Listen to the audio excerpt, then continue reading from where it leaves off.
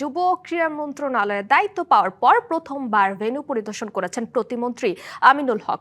NSC সচিবকে সঙ্গে নিয়ে কমলাপুর বীর শ্রেষ্ঠ শহীদ সিপাহী মোস্তফা কামাল স্টেডিয়াম ঘুরে নানা অব্যবস্থাপনা দেখে ক্ষোভ প্রকাশ করেছেন যুব ও ক্রীড়া প্রতিমন্ত্রী আমিনুল হক।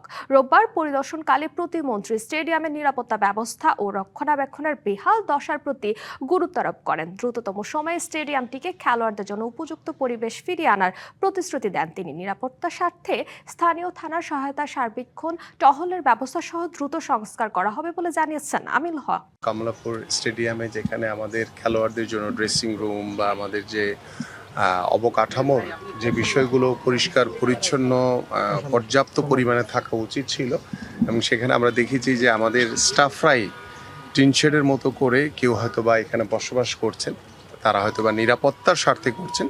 বাট যেহেতু এটি একটি স্টেডিয়াম, আমরা স্টেডিয়ামের মতোই দেখতে চাই। লিলি আল্ট্রাসফট সিরাম জেল, যা গভীর থেকে স্কিনে দেয় 3 গুণ সিরাম হাইড্রেশন। সিরাম জেল হাইড্রেশনে ব্রাইট থাকো সব সিজনে।